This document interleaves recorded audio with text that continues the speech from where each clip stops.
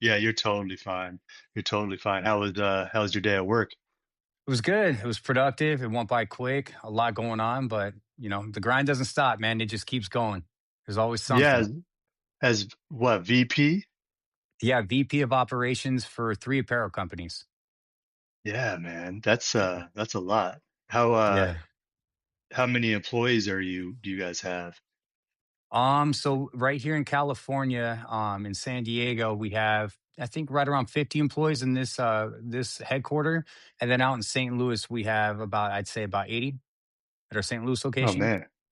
Yeah. So you're going back and forth quite a bit? Yeah, I travel a lot. So I go out there to the other location, which is currently one of the companies that's merging into actually have multiple companies out of that one location. San Diego Hats, a business, apparel business out of here that we run in San Diego. And then another company called H3 Sport Gear. And then we have another company in St. Louis that goes by Aquarius, and they do leather belts, wallets, cold weather accessories. So yeah, it's there's a lot, but they got a bigger operation that they just opened up that I actually helped them open. I built out the entire distribution center, wrapped it Mm, out. It's a couple 100,000 square feet, and right now we're bridging in a lot more inventory. So we're bringing a lot more goods in there. It's a central location. So being that it's in the Midwest, it's from distribution standpoint and manpower standpoint, we're trying to get a lot more produce out of that location. absolutely. Yeah, that's a lot, Yeah, especially yeah, with yeah, family too and fitness. yeah, So yeah. Yes, sir. you're not only the vice president of warehouse and supply chain operations, you Mhm. also have a fitness and mindset coaching. Yes, yeah. So Yeah. that's something that I got into because I spent my whole life thinking that, climbing the corporate ladder, and becoming successful, quote unquote, was climbing that corporate ladder and I was able to achieve that with no degree. I barely graduated high school. I was a knucklehead when I was a kid. But I learned real quick. It was one of my first jobs in warehousing. I started off as a physical laborer, and then just worked my tail off. I don't even remember my 20s. I was putting in so many hours and just doing whatever it took to get to that next step. And I kept getting promoted. Was able to advance pretty rapidly in my career and got to the table that I thought that I eventually would get to that would make me feel like I sat at a group or sat with a level of individuals that would make me feel like I made it. Like, and then not to mention, my family and my friends, I would have, quote unquote, hit the mark. And when I got there, I realized that I was still lacking something. I wasn't fulfilled. And I realized that everything in my career that had gotten me to where I got into wasn't just the understanding of the business and my work ethic. It was, my leadership tangibles by helping others. Cause it was never me that made myself successful. It was the people around me that made me successful. But it was my investment in them. And what I actually was passionate about was helping others.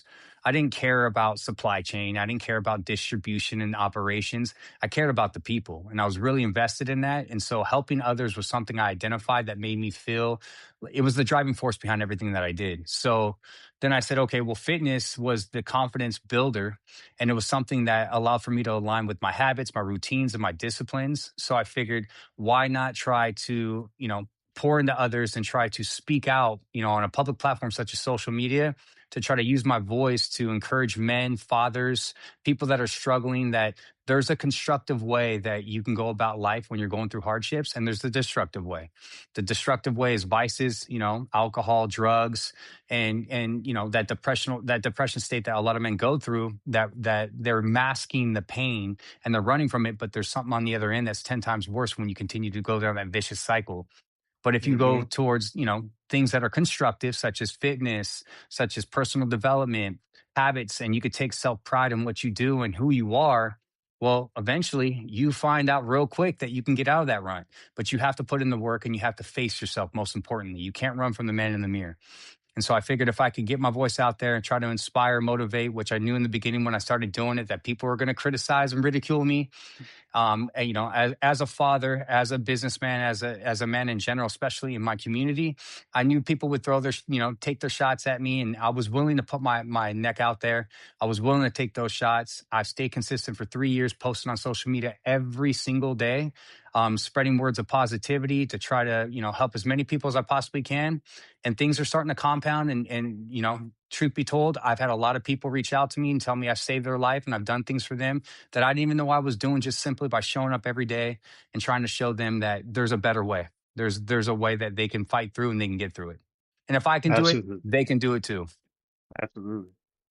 Yeah, I think we have a lot to dive into today. Yeah, So you got to let's give do me it. you already gave me the intro, so I don't really got to say much about you. So yeah, I definitely agree. My 20s, I don't remember much about.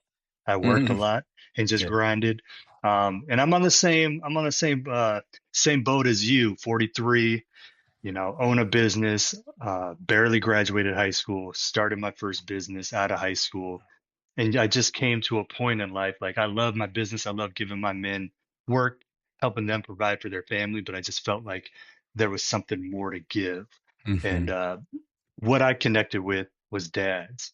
You know, Absolutely. what I tell dads, we come from so many different cultures, many different ethnicities, so many different backgrounds, but we live the same scenarios with temper tantrums. We're trying to figure it out, staying up all night, trying to stay fit, trying to eat healthy, just like you show in Right. your content, Right. waking up at Right. 4, no excuses, four Right. o'clock, you're at the gym, getting it in, going to work, and then your time with family afterwards. And, Absolutely. a lot of men don't do that and they're just Hmm. full of excuses. So yeah, I think men should appreciate what you're providing to them. So I appreciate that. so if nobody, for someone that's first meeting you for the first time, who is Jacob Smith as a husband? Well, my family comes first. So everything I do, with for my wife and for my kids and for my unit, everything I do in my life is built around my family. So my wife comes first. She's the biggest priority. As her husband, I try to do my best to lead by example. Prioritizing our kids is obviously the stage that we're in right now, because I got a 1 year old, I got a 5 year old, and I got a 6 year old. So we're in the midst of the chaos right now. And so there's a lot of attention that's needed. She's a stay at home mother. So she has a lot of responsibility. She carries a lot of pressure, it's nonstop. It never stops for her. And it's a full time job and some. So when I get home from work, hence why I go to the gym in the morning, I go to the gym in the morning that early, not because I'm an early riser, not because I love waking up when it's cold and dark outside, because I'm David Goggins, 2.0. No, I do it because I know that when my family's sleeping, I'm not taken away from them. So I can get in there, I can invest in myself, pour into myself so I can pour into them, so I can get back home. I'm able to make breakfast for my family. I'm able to get my daughter off to school, drop her off, get to work. And when I get off of work, I come straight home to my family, straight home to my wife, most importantly, support her and do whatever I can to help her with those kids. I cook, I clean, I do it all. I mean, I check every box. I don't believe in the man stigma of the woman's supposed to be, she's a stay at home mom. She's supposed to be the one that cleans the house. She's supposed to be the one that feeds me a warm meal when I get home, for being the provider. That era was the era before us. This era, we're checking all boxes. So I feel like, I do my best to support her any way I can, but most importantly, prioritize her needs, and prioritize my family before my own. What is something that people might not see online about your life at home? I would say that, y- outside of the mundane, right? The mundane of coming home and cooking in the kitchen and sitting at the dinner table with my family, which is a priority and a non-negotiable. Priority, It's a non-negotiable. priority and it's a non-negotiable. We sit down as a family unit every single night and we talk about our day, and we sit there and we break bread, quote unquote. And I let all my kids tell me about their day, let my wife tell me about her day. And, obviously I'm not recording that and I'm not capturing that, but that is something that is, it's the mundane things that matter the most. It's the things that you're doing that are every day, that are actually the things that you should be living in the moment in. And so we make the most out of them. And I try to capture those times and those moments, because life moves so fast and there's so much going on, that if I can just have that dinner with my family every night, to me, it's something that I try to be as most present as possible, to obviously not only hear them and what they have to say and take it in and soak it in, but to engage with them and connect with them. You're not recording those moments, but I 100% know your kids are recording those memories. Absolutely. Yeah, and You that's know, powerful. Yeah, growing up, I came from welfare, food stamps. We didn't have food. I mean, I grew up hungry most of my entire life. My work ethic isn't driven from, my work ethic's from my dad for not what he did, but for what he didn't do. My dad didn't want to work. My mom left my dad because of money.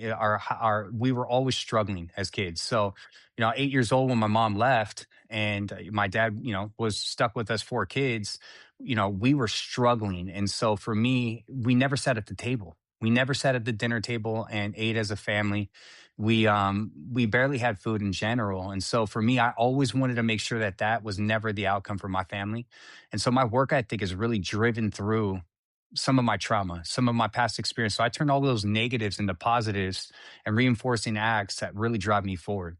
And it's crazy, and it's you hear that and it sounds so contrary. But if you have the right perspective and you use that not as a victim to curl up into a ball, but actually as the driving force, you can break generational curses. Absolutely. So you grew up in Oceanside I did. and you grew up fast. Hmm. What parts of your childhood do you still think show up in you as a parent daily? Something that makes you act the way you act daily, that you're trying not to replicate. There's times where what I've noticed with all this personal development work and the accountability that's been really drawn to me, or better yet, held against myself, that I willingly held against myself through posting myself online, holding myself accountable, practicing what I preach, is identifying, on this personal development journey, my triggers. We all have them. Whether or not you identify them is a whole nother story. So I have Hmm. triggers, and my triggers are drawn from my trauma, and and it's for me to identify where they are and why they're showing up. So what I've really focused in on is when I get excited about a situation, whether it's with my kids or with my wife, a common response or something that potentially puts me in a state of mind that's not so positive, and it frustrates me. I take a step back and I go, why did that just upset me? Why did I just get pissed off? What's the root cause here? And then what I've been able to do is tie it back to my childhood. So there'll be times where, my kids, I'm giving them a life I never had. And so I expect for them to be grateful. I expect for them to value what they have. And so when they don't, I get upset, or I see that this, some sort of a little bit of a brat syndrome coming out, and I'll get upset about it. And I'm like, you have no idea how good you have it. You have no idea where your dad came from and the way he had it when he was a kid. And I got to take a step back and I got to disconnect from that, because it has nothing to do with them. And it's not Yeah. their, it's not their responsibility to know what I went through. It's my responsibility to make sure I give them a life I never had. So Yeah, I there's, absolutely agree. yeah. So those are some examples. Yeah, triggers from childhood, you can definitely bring that upon our children quickly. No doubt. Because yeah, growing up in a home myself that, we never ate at the table. I didn't understand until I got older, going to the church to get groceries. That was a food bank, I didn't know how poor we were I until know I about got that. older. I'm like, oh wow. Yeah. So I'm like, oh wow, like okay, we were like that. Hmm. So yeah, holding it above our children's heads doesn't value them at all. Absolutely My not. dad did that to me quite a bit when we got older, and I'm like, no, I'm not going to do that to my son, my daughter. It just doesn't do anything. So, but good for you I with all that. Oh, go Yeah, ahead. ironically, both my parents came from married families. Married, my grandparents were both married. Solid families, solid backgrounds. So it's not like it got passed down, right? Generation after generation. It just so happened that my parents split, bad fallout, bad environment. And so my job is to obviously reverse that again. And that's going to be my mission in this life, is to build a legacy and leave something behind me, even when I'm gone. And so I'm trying my best to, embody everything as much as possible, because it's one thing for us to tell our kids what to do. It's a whole nother thing for them to be able to see through the way we live our lives, right? Our actions speak louder than words. They embody that more than anything. They're always watching. We know that as fathers. Mm. And so if we're over here telling them, they got to respect our rules and, what we put in play, we better be backing them with action. Because if we're not, we're obviously walking contradictions. And eventually our kids are going to see us out. They're going to see us for what we are. And by the time they do, and when they get older, it's too late. Because at that point, where do they go? They seek to the world. And the world is something that we don't want them to seek to. We want them to only Not seek at it all. through us. That's it. Not at all. So Yeah. that's why we got to take that on head first.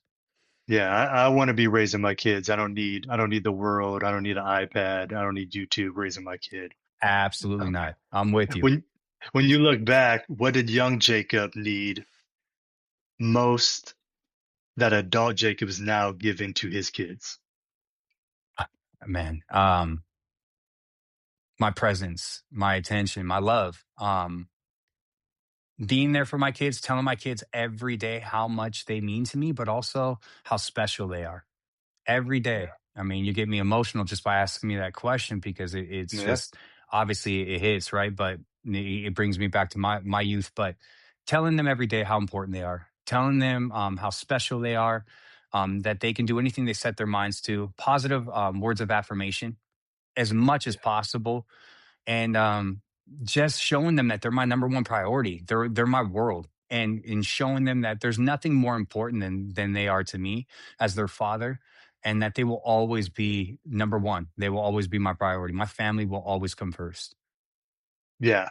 Um, yeah, there's a lot that I try to give our kids that I didn't have. And yeah, it does get emotional when you look back and you think about like, damn, like just the presence, like my dad, he just worked and came home, got to see him on Hmm. the weekends. But now having my own business, I love taking my kid to school. I love picking him up. I love just Absolutely. being able to do whatever, whenever. And I love giving my employees that opportunity too. We have holidays. One holiday is first day of school. Take all your kids to school because my Awesome. dad, my dad never took me to school for my first day. So that's an important day. Go. We're in construction. You guys are probably the only construction workers going on that day, but go enjoy it because I know your dad's never got to experience that. So That's yeah. awesome. I love it. I think every company should do that. Yeah, did you so you went through a lot of adversity as a kid. Absolutely. Yeah. What four? You said four? You had four There was siblings? Three? there was the three other siblings. Yeah, outside of myself. What where are you at on that? I'm the Oldest, luck. youngest? Luck in me. I'm the middle child. Yeah, I was the Okay. middle child. So Okay. I have an I have an I have an older brother. He's the eldest. He's 4 years older than me. I have a sister that was 1.5 years older than me, so we were really close in age. Then there came me, and then after me, I have a little brother that is 6 years younger, Okay. and he's the So youngest. nice. You guys all get along pretty well. You got a pretty strong family on that side too. Yeah, yeah. I love my siblings, but there's a lot of trauma, and there's as the older we get, and my older brother has six kids. My sister's about to have her first, so I'm extremely happy and excited for her in this next chapter of her life. My little brother has two. And he was in the military. He went to West Point D1 scholarship for football. My older brother D1, Nice. or he got a scholarship to Utah to play offensive line. I'm the run of the litter. My brothers are 6'5", 270 pounds apiece, so they are Woo. significantly bigger than me. I always made jokes that it was probably a crazy time in the '80s when my mom and dad decided to have me, because I don't know what stunted my growth, but yeah, big boys. And yeah, there was a lot of things that we went through. We all processed it differently. Every one of my siblings is successful. We've all kind of broken the narrative given the conditions and environment that we were raised in. But there's definitely still, we all dealt with it differently. Let's put it Hmm. that way. I mean, everybody kind of, we are still around each other for the holidays, and we spend time with each other, but there's a lot of pain. There's still a lot of pain, and um we're you know we're working through that. Good. Yeah, it takes time, man. I mean, I got one Yeah, brother, and it took a lot of time for us to get back on the same wavelength. But now we're just best friends, and I love it. So, because that's what awesome. ultimately came down to it, our trauma is like we lived it together, we experienced it together. Right. So, um, we might as well battle this together and get through it Right. together. So, Absolutely. yeah. So it sounds like fitness was a huge turning point for you. Big time. I mean, I've been training almost my whole life. I mean, from high school on. I was training. I was on the weightlifting team. I played sports, obviously football. I wasn't as big as my brothers, so I didn't go as far as they did. And that was really their, they're out because they were really talented and also sized to make it to college football. But I really took on the weightlifting at a young age, freshman year on. So what, I was 14, 15. Really got into it. Always enjoyed it.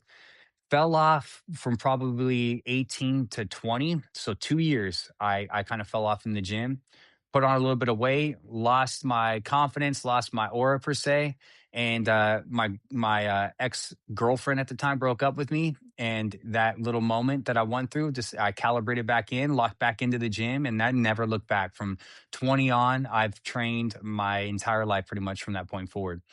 So it's just a part of my life, and it's habits, discipline, routine, self pride, self respect, such important tangibles for men specifically, women and men, but men, it's so damn important to look. If you feel good, or better yet, if you look good, you feel good.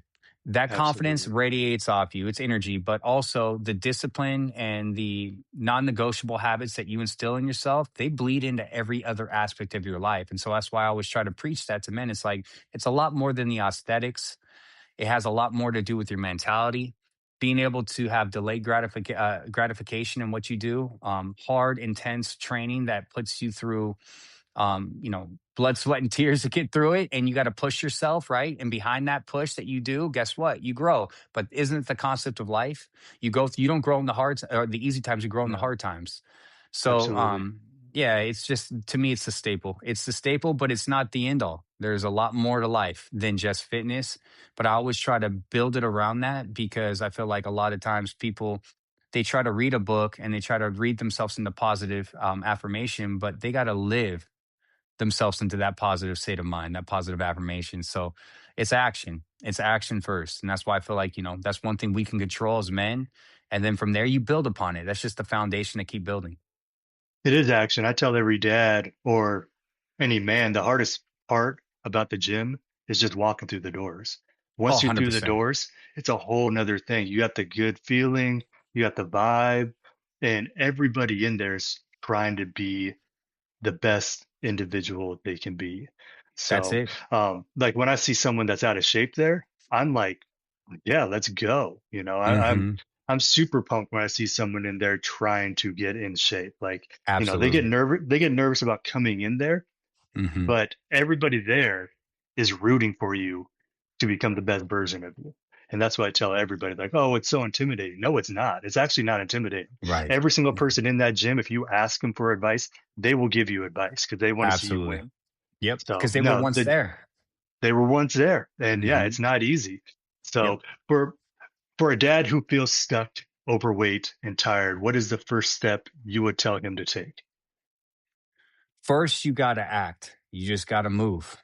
And once Walk you through the door. move and you act, then it becomes a habit. And once it becomes a habit, it becomes a lifestyle. And I say it over and over and over again, but you got to move, you got to act. And so it's no, you're not going to feel motivated in the beginning. No, you're not going to feel the strongest in the beginning. But with consistency that you instill through just moving and acting on something, making the decision and just acting and sticking to it, guess what? That turns into a habit. And from a habit, it becomes a part of who you are. But a lot of people overcomplicate it. They're waiting for that day that they wake up and the timing's right and the mood's right and they're, perfect health. The knee feels good. The back feels good. It's like, no, you just got to get moving. And once you get moving, you don't look back. You just The don't look mood, back the mood is never right. and never right. I mean, I tell people all the time, like, man, you're so motivated. I said, I'm not motivated. I'm automatic. It's systematically Yeah. instilled in me. I don't think, because if I thought, I would lay my butt back in the bed and hit that snooze button. I don't allow for my Yeah. mind to control my body. I dictate what I'm going to do and I just move. Better Hmm. yet, I don't let my body dictate. I let my mind dictate, which is the mindset behind I stick to what I said I was going to do long after the mood that I said it in has left. It's Yeah. non-negotiable. It's if I'm doing something, I'm doing it. If I set that on the calendar, that box is getting checked. No ifs, ands, or buts. But it has to be no compromise. It has to be no bin. You have to be able to just stick to something and just trust the fact that it is a process. It's not so much about getting the six-pack abs and the outcome overnight, because there's no such thing as 30-day abs. It's understanding that you're becoming stronger, not just physically, but mentally along the way. It's the process over the product that defines you. And guess what? The process is actually what allows for you to protect and preserve the outcome that you eventually get. Because if I were to give you six pack tomorrow, I tell my clients this all the time, you wouldn't be able to sustain it. You wouldn't be able to balance that out and hold it. You would probably lose it overnight. It's the process of getting that six pack will allow for you to hold that six pack because you built the habits along the way. You built the discipline, the mindset, the mentality. But a lot of people overcomplicate these things, and that's why I feel like I try to set up systems and do whatever I can to make it as simplistic as possible, but obviously lock in the mindset so that way it's again, this isn't a sprint, this is a marathon. So you want to put the tangibles in place that you can obviously maintain for the rest of your life. Yeah. It's so much consistency. So I had a hernia surgery almost 3 months ago. Oof. Had the hernia for 5 years. I didn't get it because I just didn't want to take the time off the gym. I know all about that. What what I learned was when it was small, they could have done went through the belly button and patched it. Well, I Know let it get about that so too. they got so big that they had to cut me open and patch me up, and I couldn't even get out of bed for a week. So I just got back in the gym 3 weeks ago. In that 2 months of taking off, I lost 20 pounds of muscle mass. Wow. Um, um, but I tell everybody who wants a six pack, like you're saying, they don't understand how much discipline and consistency you need also in your nutrition. Like meal prep, like one thing we do is we meal prep every Sunday. We go to the butcher, or we bought a half a cow, so we have a shit ton of meat. But we also go to the butcher, get our chicken, get more steak. But Sunday's one thing that's a non-negotiable and a standard in the home that our son sees and understands. Like this is what we do Sunday: chores, meal prep, get ready for the week. Um, so speak on some, I guess, your family. Do you guys have any non-negotiables that you guys do together besides dinner? I know you're super into fitness. Are your kids following suit in a way? Do you and your wife work out? Um, How's your meal planning, your nutrition? So I Speak don't on it. so my wife, we trained, I mean, we've been together for 15 years. And so fitness for us and working out together was a thing for a very long time, but in this season that we're in now, being that she's a mother of young children and she also wants to have another Yeah. one, so to put me at 4, Okay. it's a season where her working out, she goes to jazzercise class. It's an exercise class that Nice. has daycare. So that works for her during the day Perfect. while I'm at work. And then obviously I train in the morning. So we don't get to train together very often. We do train on the weekends in the garage. I have a little garage gym set up that we work out in occasionally, and our kids join us, and it's awesome. And that's what I love the most about it, because we work out as a family. But I never tell my kids to work out. And I told my kids are so young. When they get older, I'm probably going to have more expectations for them on what I want them to embody by really kind of forcing them into the things I do, more so that I know they're going to help them and advocate for their future. But as of right now, being that they're 4, being that they're 1, being that I got a 6-year-old daughter, I'm not gonna really force them to do anything just yet at this age of their life. But ironically, organically, they're following suit. My Oh yeah, daughter, my absolutely. son is dropping down and doing push-ups. Dad, look at how many push-ups I can do. My daughters can do pull-ups, and she's doing, Dad, look at my muscles. They're doing this not because I'm telling them to look at my muscles. They see what I'm doing and they're embodying it and they want to do the same. So the power in that in itself is just, and also, I mean, as a father, there's no greater feeling than when you see your kids doing something like that you didn't even have to tell them to do, they want to do. Because there's a big difference between have tos and want tos. When you tell your Yeah. kids they have to, they're going to maybe meet the marker. You tell your kids want to, they're going to exceed the marker. They're going to go Yeah. above and beyond because they really want to do it. And so the desire behind it, with just leading by example and having them embody those traits because they respect what they see and they embody it by default, I think is something that's invaluable. Yeah. It's just it's what The family does. That's yeah, same thing with Cypress, our son. He's in Kid Strong, which is like a kids gym workout thing. Um, but yeah, it's we ask him if he wants to do other things, but he just sees mom and dad constantly working on ourselves and he just thinks that's life. So That's awesome. so That's yeah, it's awesome. fun. So your Yeah. So son's one. Oh, go ahead. yeah.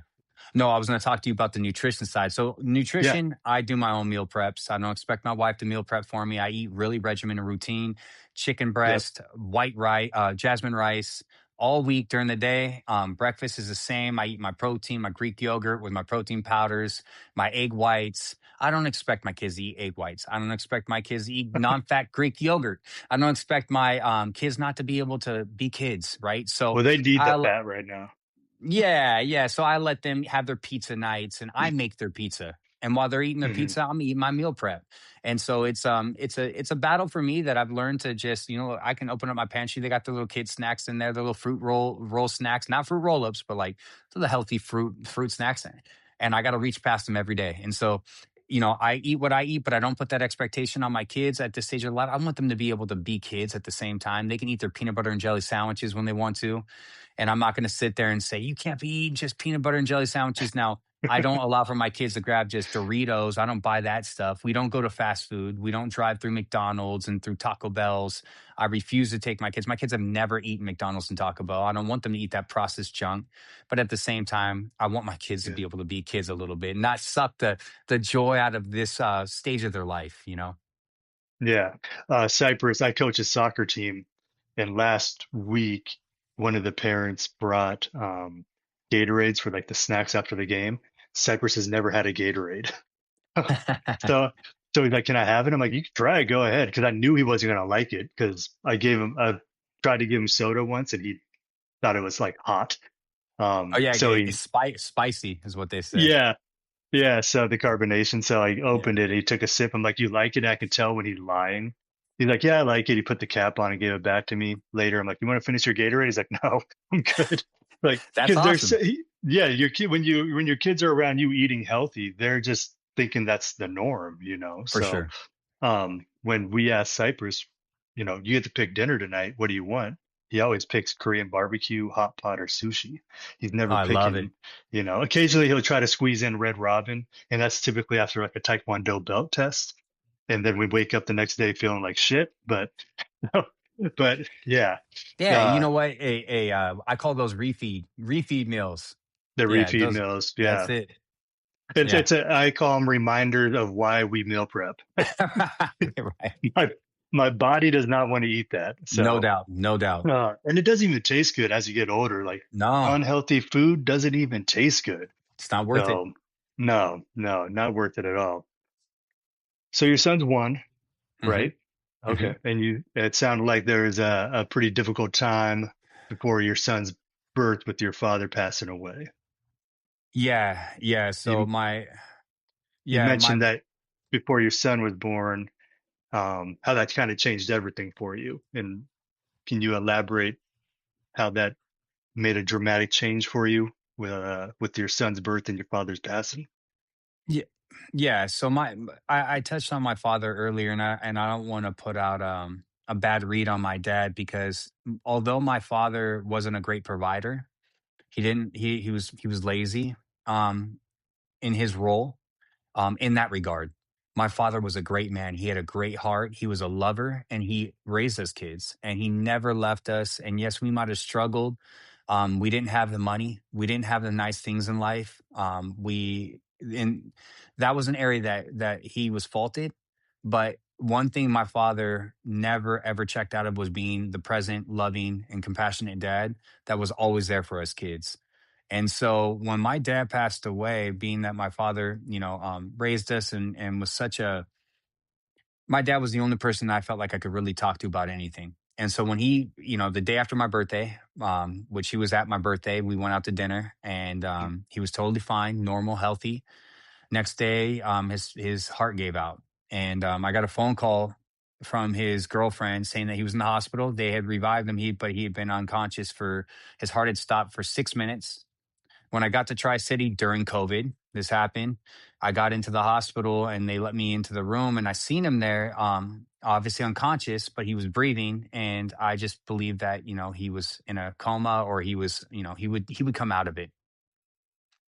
Shortly after we got his brain scans and found that he had a noxic brain injury. And my dad always told me, he said that if I ever go brain dead, and there's no chance for me, and the likelihood of me being a vegetable is there, you pull the plug. You don't let them put a trach in my neck and you don't keep me on life support. And so during COVID, they wouldn't let you go see anyone in the hospital. And so every one of our doctor visits or even being able to see our father was through a Zoom call. And after about, I think it was about 8 days of trying to see what these doctors could find out, we came to the agreement as siblings that obviously it wasn't looking very positive, it wasn't looking very good, and that the writing was on the wall that our dad was never going to be, he was never coming back to us. We made the decision to pull the plug. They allowed for us to go in for that and only that. So we went in there and we said our goodbyes. We held his hand when he took his last breath. Shortly after, my wife had my son, and as a father of a son, being a son of my father that just passed away, I was in a bad place mentally. I felt lost. I felt broken. I felt obviously hurt.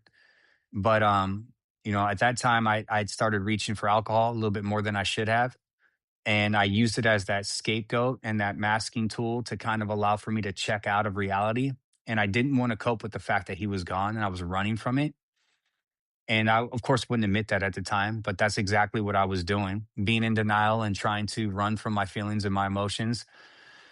And it only made things worse. And being that I had this little baby that was coming into the world, I knew that I had to make changes. I had to make decisions in my life that were, and again, I was never an alcoholic. I didn't booze 7 days a week, and I definitely didn't drink until the point I was blacked out. I would have drinks on the weekends, but during that stage and that season, I was definitely consuming during the week.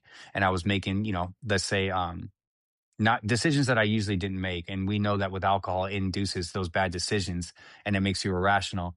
So I had that moment of reckoning with myself where I said, enough is enough. I got to get my stuff in order. So I decided to put alcohol down. And I put alcohol down and I haven't drank. I'm going on 3 years now, no alcohol.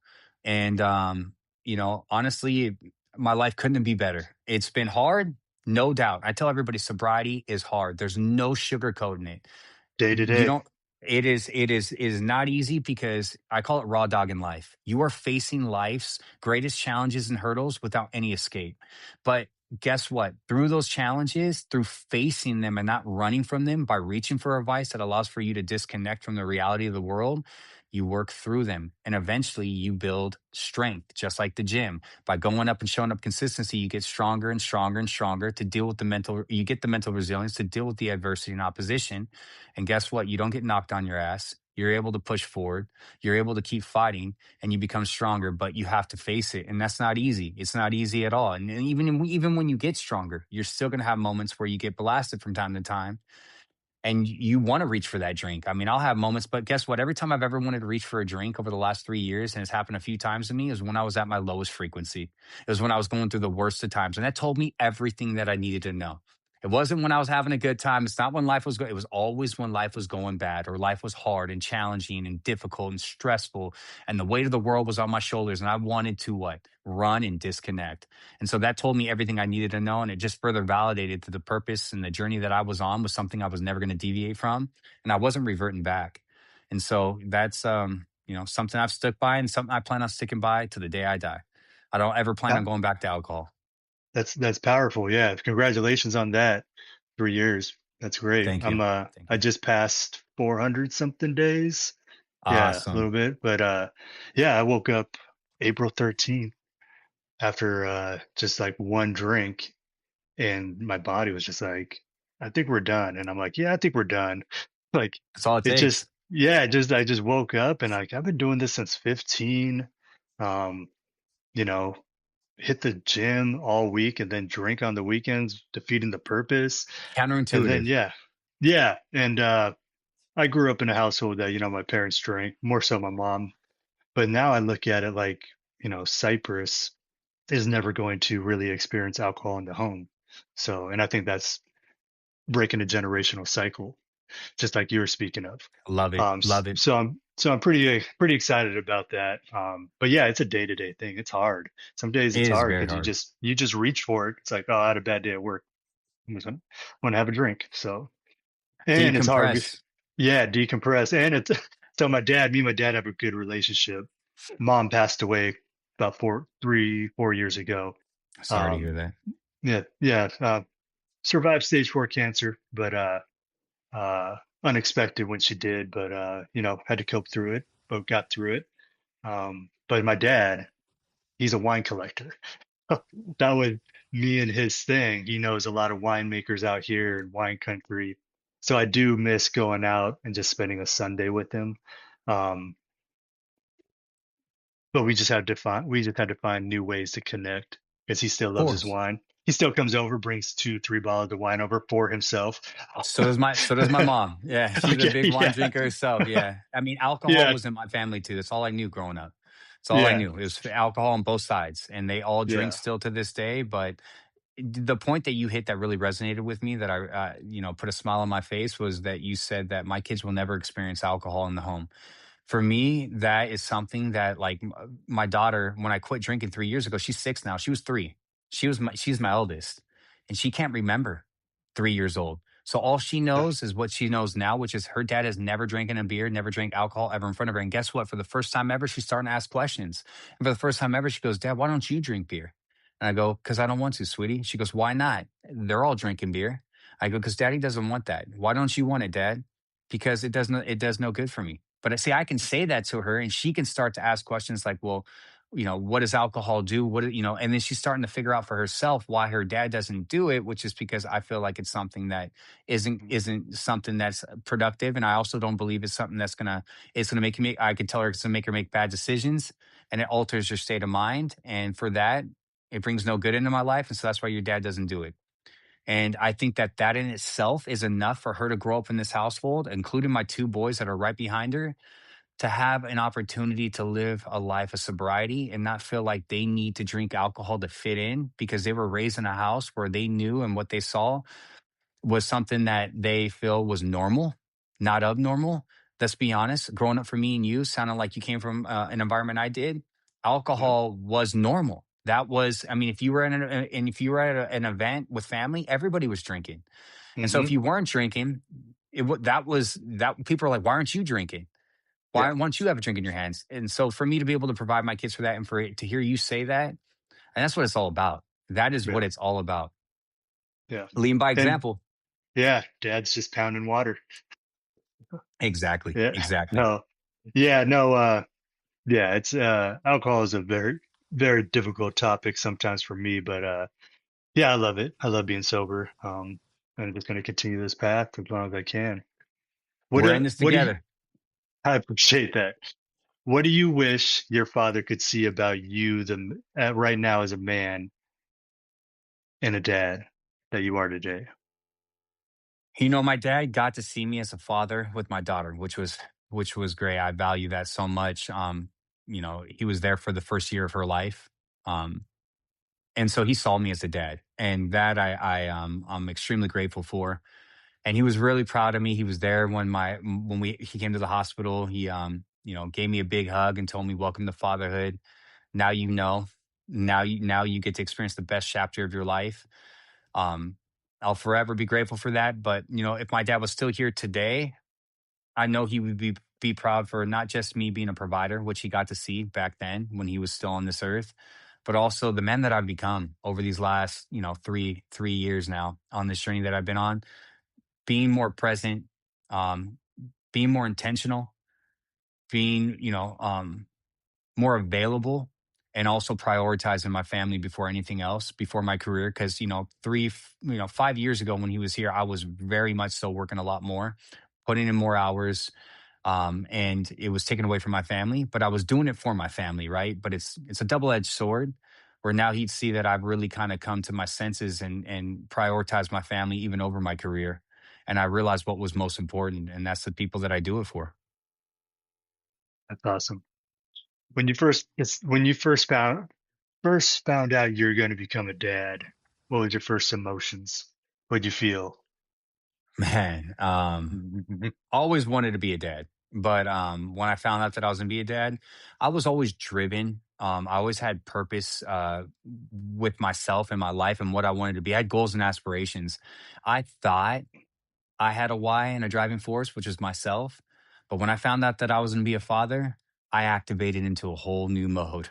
It took me to a whole new level because it's one thing to have to feed, fend for myself and fend for my wife. It's another thing to fend for these little babies, these little kids. And it put me in Superman dad mode. And I just, from that point forward, my driving force was not myself. It was my kids. It was my family, and it just took it to another level. For me, it was the turning point on really just taking life more seriously, a hell of a lot more seriously, but in a different way. Not for me, but for them. You have any fear? Was there any fear when you Of found out that you're course. about to be a dad? Of course. I think every father goes through that, or a new dad. You got this little human, you got to, especially when the baby comes into the world, right? You take this little baby home and you're looking at this little human that is full reliant on you from that point forward. And you're wondering how the hell you're going to do it. And you don't even know what you're doing.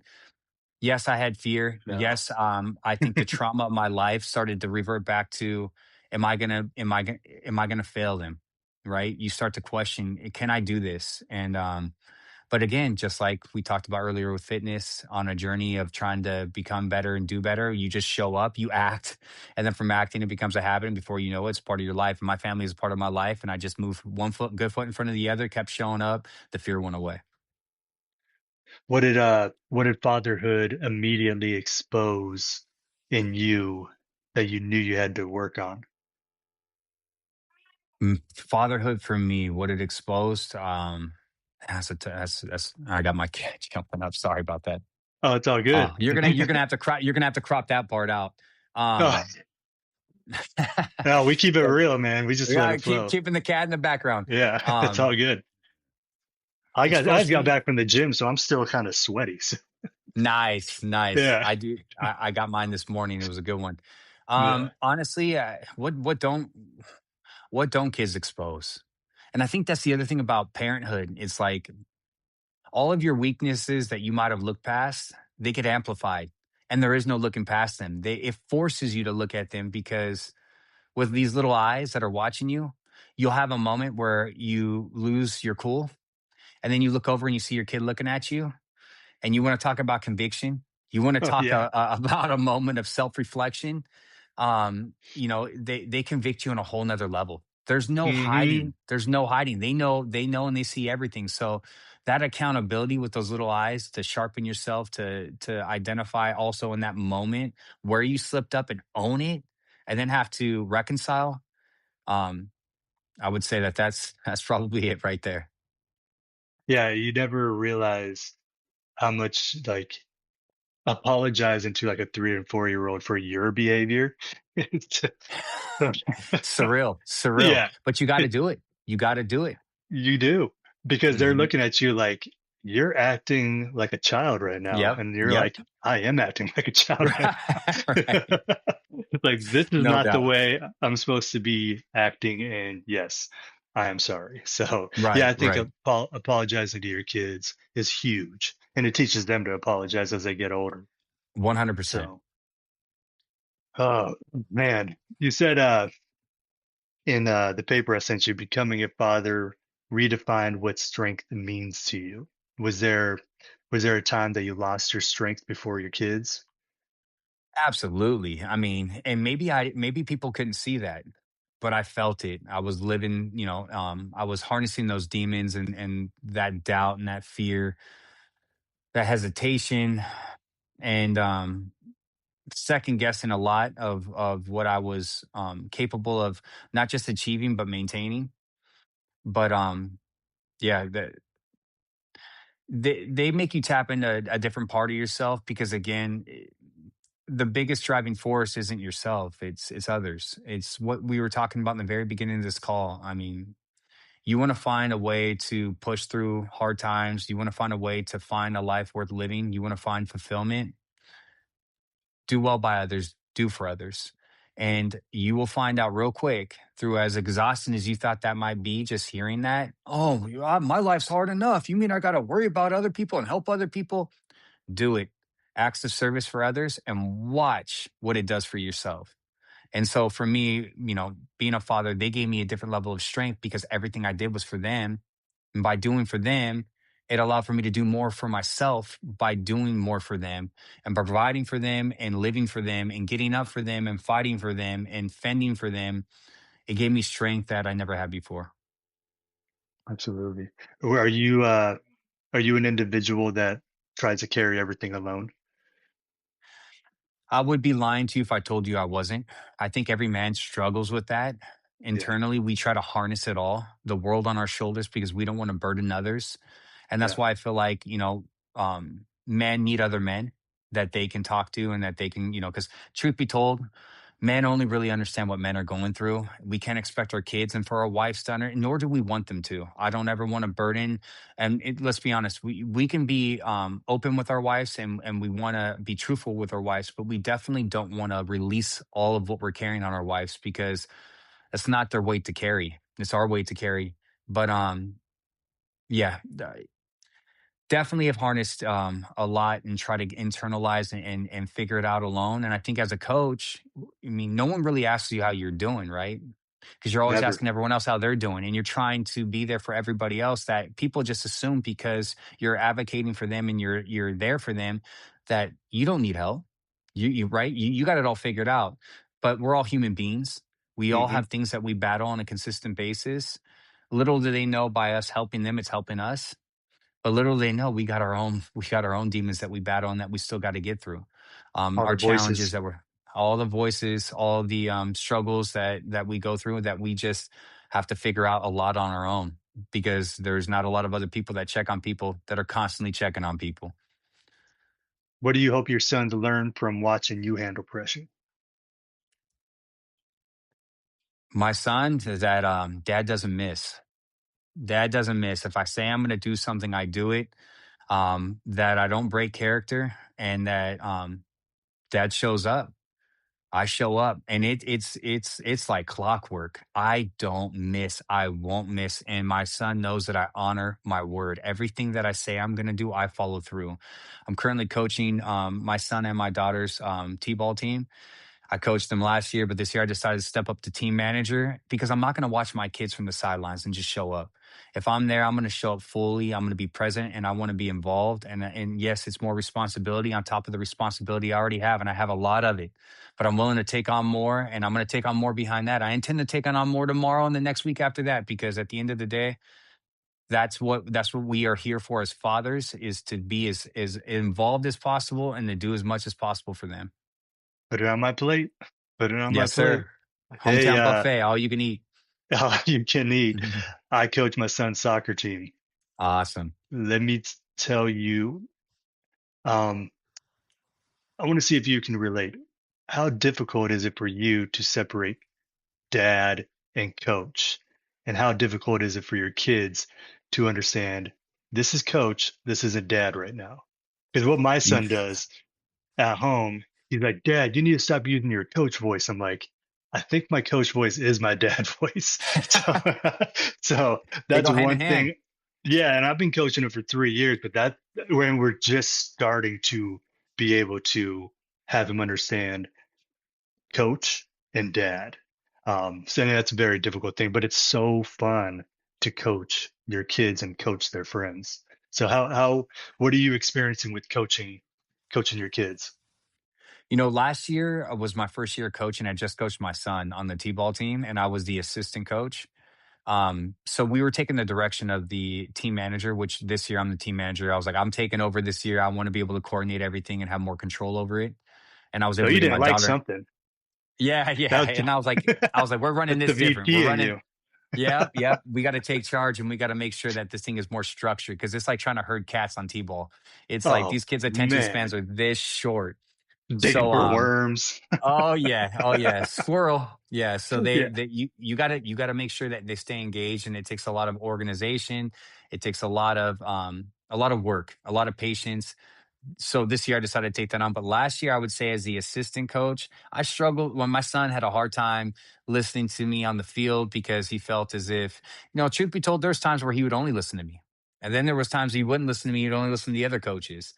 But this year, my son is it's been awesome. I mean, he listens to everything I tell him to do. Now, again, he's about to be 5, so he's younger. Your son's older, and I'm sure in 3 4 years, my son's gonna be like saying the same thing to me at home. Dad, don't use your coach voice. I can already see it now. But my daughter, she's been great having her on the team this year. She's being a girl dad is just, I mean, it's my favorite thing in the world. I love my boys. It's a different kind of love. It's tough love, more, it's a different kind of love. But with my baby girl, she came into my life, and she was the right thing for me at the right time. I needed that softness to me. I was really rigid. I was raised rough. And so to have her, she's been the perfect offset. But no, as far as coaching goes, I would say that this year surprisingly has been pretty a lot better than I thought it was going to be.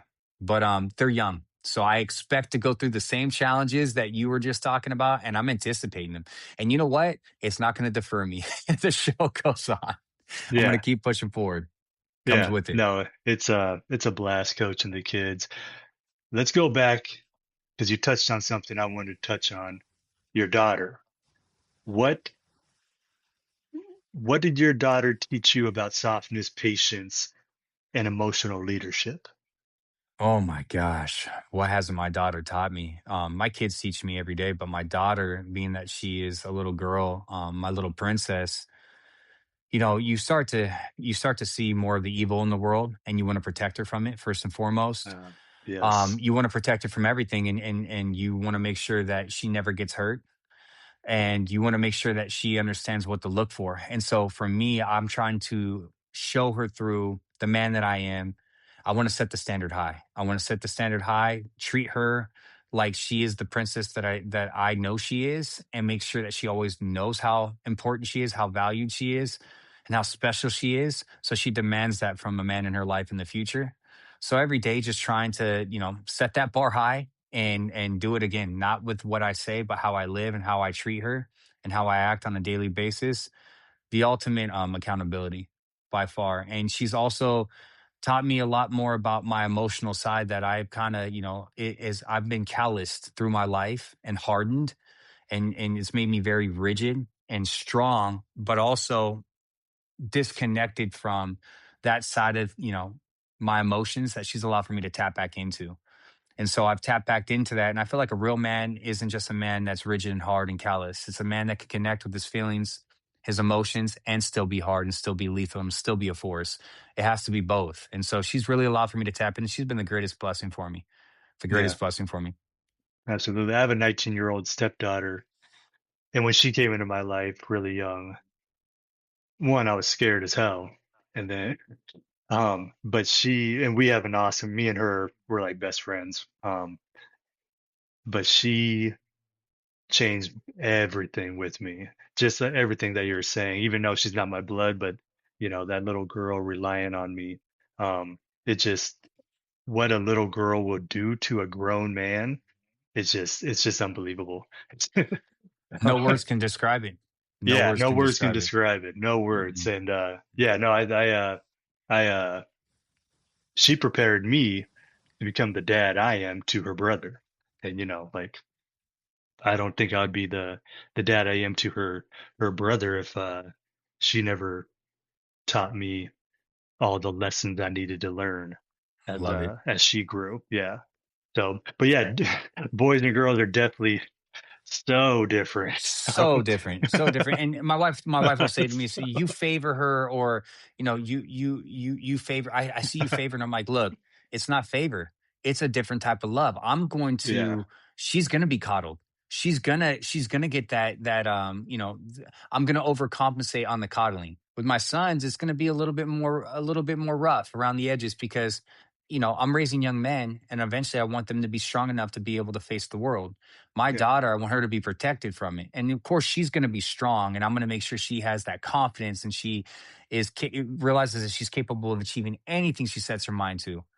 But Yeah. it's different. It is different, and there's no denying it. And so it's a different type of way you approach that love, and as you approach those kids. But obviously, I know you Yeah. know that as a dad. Yeah. Yeah. You want your daughter to. you want to set the example for your daughter to understand what kind of man she deserves in life, and you want Absolutely. your boys to understand what kind of man they need to be for Bingo. life and for their future partner. Bingo. And I think Zeta, my stepdaughter, she has two great dads. Her real dad, which is her biological dad, which is a good friend of mine, and me. And she has, he's white collar, I'm blue collar, but she gets both sides, and I think it's just so cool. Um, yeah, just raising boys and girls to these standards to set for themselves. You know, you said being a strong father is just not about providing financially; it's about emotional presence too. How did you learn that? I've always been such a grinding go-getter. Like I've thrived, and truth be told, maybe that's trauma. That's a trauma response, right? I keep myself so busy, so preoccupied with the next thing and the next thing and the next thing, and the check, check, check, check. I had a real hard time. I would be there, but I wouldn't be there, if that makes sense. And I think you know what Yep, I mean. It's like yep, you're checking the box again because it's a box to check, but you're not living in that box. And I yeah, found myself doing that a lot in my life because my life was moving so fast and there was so much responsibility and so many expectations that I was actually putting on myself that it wouldn't allow for me to disconnect. I found a way to disconnect when I'm with my family a hell of a lot more. Can I get better? Of course I can. I'm not going to sit here and say I'm perfect 24/7 all the time, but I have gotten significantly better at capturing the moments and being present emotionally, physically in the moments that I have with my family, which to me is has been a game changer because if you don't do that, I've lived the other side of it too. It's a miserable way to go about it because you're losing those moments in time. And just because you're physically there doesn't mean that you're mentally there. And if you're not mentally absolutely. there, you're going to look back and you're going to regret every last bit of why you weren't there, which was never important in the first place. You're going to realize what was important was right in front of you. And I got to remind myself that every day. This is what's important. What I'm thinking about right now is not important. That needs to go away because this is my priority. And this is all that matters at the end of the day. What does your family most need from you after a hard work day when you transition from work into dad mode? What is my family? I didn't, you broke up for a second. Can you say that one more time? When you transition from work into dad mode, what does your family most need from you? Just presence? 100%. Yeah, without question. And sometimes, like my drive homes, it's about 25 to 30 minutes. So it gives me a chance to kind of decompress, kind of catch myself. I don't listen to music. I Yeah. don't listen to nothing. It's silence in my car. And, sometimes I'll pull up my phone, I'll shoot some content because that's the only time I can fit it in. But most of the time it allows for me to disconnect. And then I'll go home. And by the time I pull up in my driveway, sometimes I'll sit in my car for another 5 minutes if I need to. I'll sit in my Uh, car in my driveway for another 5 minutes. yeah. I made a post a while back saying when you see a dad sitting in his car outside of his home, he's not it's not that he doesn't want to go in the home. He's just letting go of what he doesn't want to bring into the home.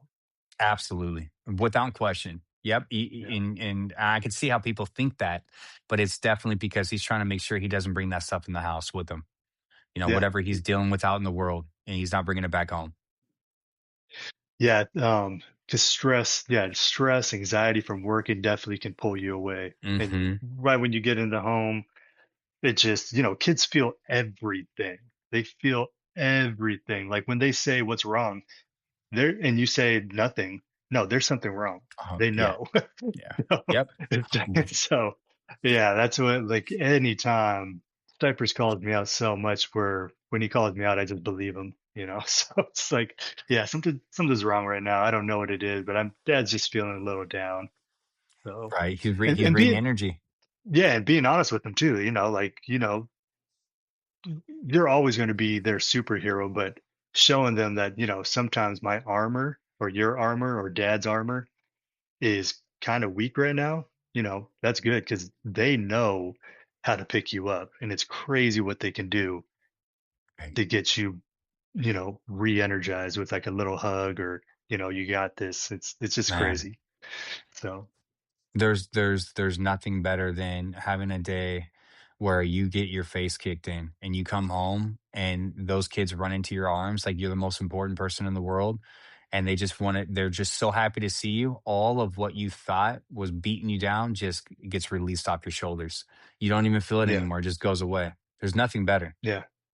Yeah. They don't know stress. They don't know kids don't know anxiety. Us parents put anxiety into them. And No eventually doubt. life will give them anxiety, but us as parents, we need to prevent as much of our personal anxiety and not put that into them. And I think unfortunately a lot of parents I don't think do that. Right. So, I agree. I agree. it's a platform to call out any parents, so don't be scared to say hurt feelings. But yeah, I think a lot of parents aren't present. A lot of parents bring shit home, um, and a lot of parents trauma dump on kids. So Definitely. Yep. yeah, And alcohol doesn't help. back to alcohol, man. Mhm. Alcohol does not help. Mhm. Yep. Balancing and right now, I know you have a lot of ambition just from our quick break the ice phone call. Mhm. Balancing ambition and presence right now. Are you finding a difficult time with that? Making your So difficult. content, Oh, so coaching, difficult. yeah. What's some of It your struggles? I feel like sometimes I'm losing my mind, and a lot of it is because not when I'm with my family, which we just talked about, I am present, but because I'm actually present with them, the only time I can make my content and try to build this business and build my, a life purpose and meaning, which is what I'm trying to achieve here, realizing that the corporate world was surface level.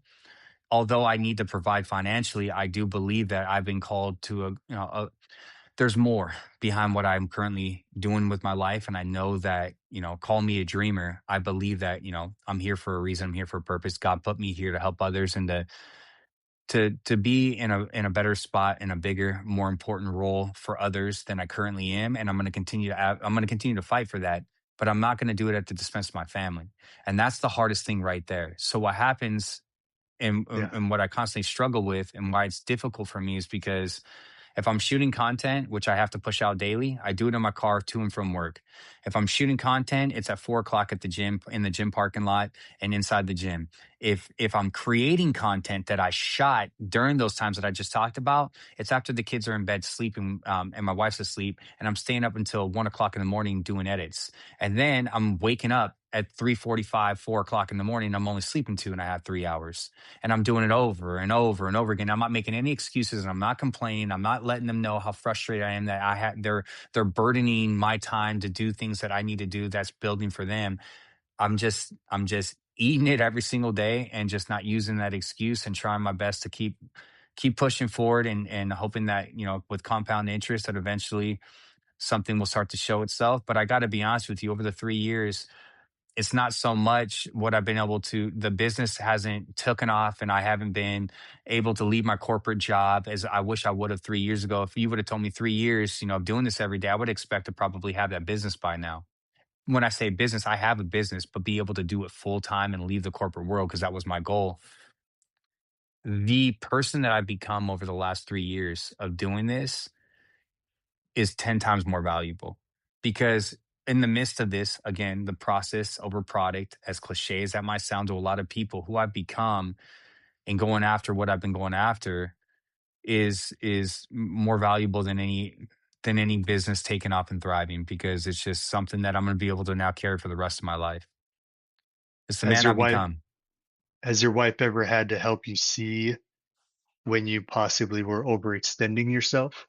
I had Of that course. problem. Of course. The grind, you said like your wife's sleeping, you're working. Um, Fortunately, we both own our businesses in here, so sometimes we're both up in the office grinding late at night. But I'm definitely told once in a while, you get in bed. And right there, That that it's that gut punch, like, oh, she shouldn't ever have to tell me that, you know. right, right. Well, truth be told, it comes with the territory. What we're trying to build, what we're trying to do is going to require more. And if you want Yeah. more, you're going to have to do more. And if you, and again, by wanting more, you're not wanting more for you, you're wanting more for them. You're living a life that you're really trying to set up not for yourself, but for their future. And in return, you're doing something currently right now that is going to be here long after you're gone. And as a father, I mean, what father wouldn't want to leave a legacy behind them? Not just a Mhm. life of working a 9 to 5 and being a financial provider like the generation was known for before us, of just checking that box, but being the present father, the father that leads, the father that helps everyone else around him, and the husband that not only provides but also is emotionally and physically and is everything that the family needs him to be. Yeah. So I mean, that's the purpose I think that every father needs to embody and obviously run with, because that's what's going to allow for them to leave something behind after the long after they're gone, and that's the most Yeah. important part. As a vice president leading your warehouse and supply chain, what has leadership at work taught you with coaching and leading your family? Um, I mean, when you're responsible for others, I mean, that's why parenthood's such a staple, right? Because it's no longer about you; you're responsible for others. It's the same thing with business. So once you become, it's more than just being a sole performer in a performance base. What you can produce, what you can do. It's so much now. It's about what others can produce and what they can do. Yeah. It changes everything because it's applicable to your family. It's applicable to your career. It's applicable to life. It really is. I mean, life isn't about you, it's about others. If you can advocate for others, guess what? Your life gets better. But in business, the responsibility that I have and everyone else's success around me, not just my own, their success is my success. My family's happiness is my happiness. I don't seek happiness. My happiness doesn't come from what I get out of a dopamine hit out of this next fun activity that we do. It's the activities that they find joy in that bring me joy. I live through their eyes and through their moments of what makes them happy. And it's the same thing with everything else that we just talked about. And I feel like that's where it's helped me is when you're winning in life and life is good and it's because you're doing things that set you up to get those W's, to get those wins. It's there's nothing more gratifying. There's nothing more gratifying. Absolutely. You lead from the front. Um, Absolutely. you practice what you By preach. example, 100%. What what are your kids already copying you? And has your kids ever called you out because you weren't doing something that you preach? No, I haven't had that yet, but I'm sure that day will come. Every parent's going to go through it, but knock on wood, I haven't experienced that yet. But you know what? When it comes, I'm going to own it. And it will come. Nobody's perfect. They're going to get called out by their kids, and rightfully so, and they got to own it. I've never had the deliberate, intentional conversation specifically with my daughter where she's calling me out for a specific thing.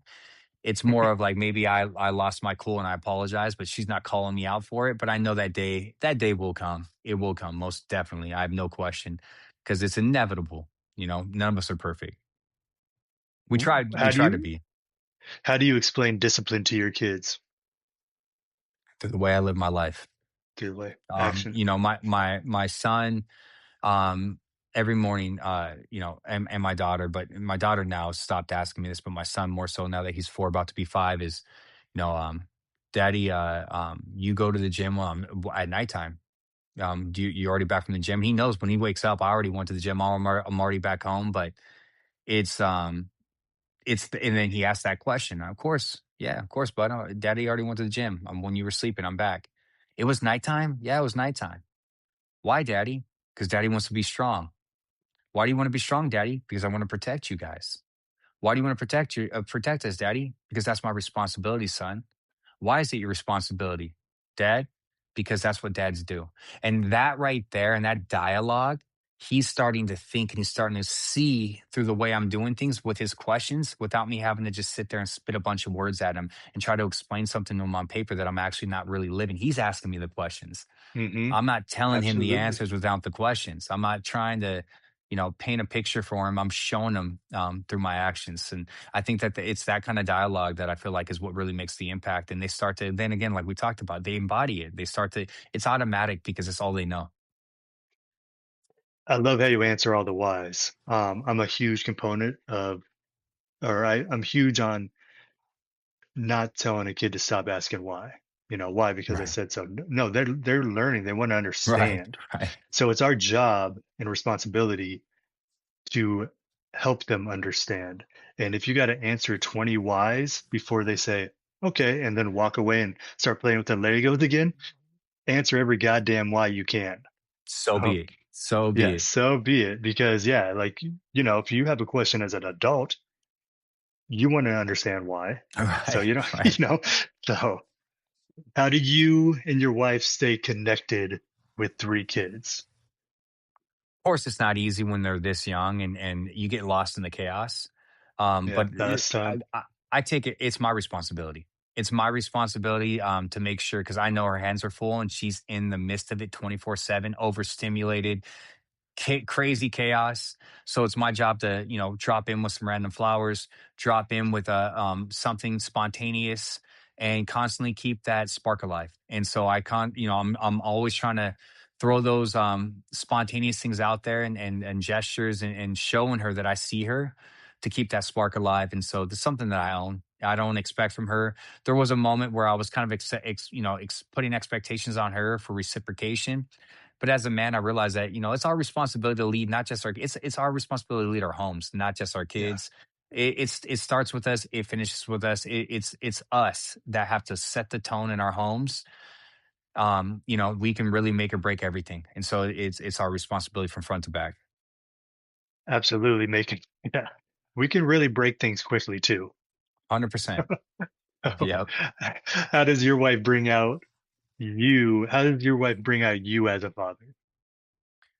Oh, she's a great mother. I couldn't have asked for a better mother of my children. I mean, she is the MVP mom. I mean, she is the best mom, hands down, and I'm so happy that my kids get to have her as a mother. She she just amazes me, man, every day. Every day. I mean, she's I'm so fortunate and I see that because she could easily be complaining about all that she goes through, but she's she harnesses all of it, she takes all of it and she puts a smile on her face. And all she wants to do every single day is to build memories and capture time and make the most out of every day, knowing that it goes by so quick. And so she Time. brings, yeah. So like to me, it's you can't put a price tag on it, man. I mean, and a lot of men will get like, well, you're only about the kids, you're only about you. It's like, nah, like I see so past that now because for me, it's like me and my wife, we don't get a lot of dates because our kids are always with us. We don't have people that can watch our kids. And you know what? Truth be told, my wife, she likes to do things as a family, and I've learned to still love my wife and be in love with my wife with our kids because I know this is a season, and I'm not going to expect to go down to a hotel over the weekend and be able to just take off from our kids and disconnect. And maybe that's something we get to do when the kids are older, but it's not right now. And so, what am I going to do about it? I'm still going to find a way to be in love with my wife in this season and understand that this is a sacrifice. We decided to have three kids, and in this season that we're in this together. And that love to me is it's made the love stronger. It's made our relationship stronger Absolutely. while In a also few, making it hard too. yeah, yeah, absolutely. Yeah. In a in a few sentences, what do you want your kids to learn by watching your marriage? What do I want my kids to learn about watching our marriage? That you don't quit on each other, that you show up every single day, and that you prioritize your spouse. Most first and foremost, my wife comes first. You prioritize your marriage because the family unit will never be solid without a solid marriage. And so, without a solid relationship, there won't be a solid home. And so to prioritize your relationship and to prioritize your spouse first and foremost, so that way you can prioritize your family. Nice. I think they're seeing that from what I've seen on social media so far. Um, you said hearing dad will always be the greatest title. What is a recent dad moment that reminded you why this matters? uh, man, you're- I would say, I guess most recently, coaching my kids. My daughter telling me that I'm the best coach in the world. My son telling me that I'm the strongest coach in the world. My kids telling me that after one of our baseball games recently, my daughter caught a fly ball and I lost it, man. I could not hold my, I mean, I was jumping up and down because that doesn't happen in T-ball. And it was the only time in No. 2 years that I've ever seen any kid do it. And it was my daughter out past first base and she caught it. And then my son striking the ball hard off a pitch and getting, rounding the bases and us in the car and them telling me that it was the funnest day of their life and that they love me and I'm the best coach ever. I mean, I don't know, man. Those moments are something I wish I could like record and rewind and then play that day over and over and over and over and just live in that moment for the rest of my life, man. I mean, it's the best. It's the best thing ever. It's the best feeling ever. Your son saying you're the, what did he say? You're the strongest coach? Yeah, you're the You do, strongest dad, strongest coach ever. I He love thinks how he I'm. He said that. thinks he thinks I can beat up the Hulk. Yeah, that's, Yeah. you possibly could. Yeah. What I love about that is being a coach too. I was talking to another dad about this. There's so many coaches that are just out of shape. And I'm just like, you're you're kind of a coach. You should be, it's kind of like getting a personal trainer that's not in shape. I just, Right. there's the few, the Andy Reeds, the Mike Holmgrens, Right. I get it. But when you see the new age coaches like the Seattle Seahawks, Mike, I forget his last name, LA Rams coach, you know, a coach should fit the Sean part. McVay. Yeah. Sean McVay, yeah, a Mhm. coach should fit the part. And yeah, you're definitely fitting that part. The other coach over there is probably looking at you like, yeah, that's a coach. Right. Right. Yeah, kudos. Do want to give you a heads up. My family just pulled up in the driveway, so Oh, okay. they're going to be walking in here any minute. It's all good. We can wrap it up real quick. It's just, yeah, this is just going smoothly, but they can jump on if they want to say hi. So, like I say, we just keep it smooth. Or we could wrap it up real quick. I got a few questions if you want to just Okay. Yeah. wrap it up real quick. Um, what do you hope they remember about how you love them? That their dad was always there. He never prioritized anything outside of them. They were the first and most important thing in my life. Nice. So, what what do you hope they learn about you guys are sounds like you guys go to church. Yeah. Is Hmm. faith so is faith in God heavily part of your guys' life? 100%. Yeah, we Okay. pray every morning on our way to school, me and my daughter, and we go through and we say that prayer, but she demands that prayer before I even start the prayer, but it's automatic. It's something that we do every single day. And it's to let her know that all of the blessings in our life is because of God, and we have this amazing family because of him, and that with God all things are possible. All right. What is one message you would leave for your kids if they listen to this episode when they become adults? Always believe in yourself. You are capable of achieving anything you set your mind to. Um, Everybody is capable, not everybody is willing, but you are. What does being a dope dad mean to you? Being buff, I'm just kidding. It's being a I present, agree. loving. Yeah, it's part of it. It's part of it. Yeah, Being strong, reliable, consistent, supportive, and loving. I love it, man. Well, I know your family's coming up. I'll let you get to your family. I think we're going to connect many more times, uh, but let me and everybody know where they can connect with you. Absolutely. You can connect with me at jacob.smith.fit on Instagram. I do lifestyle coaching, nutrition, fitness, and mindset training.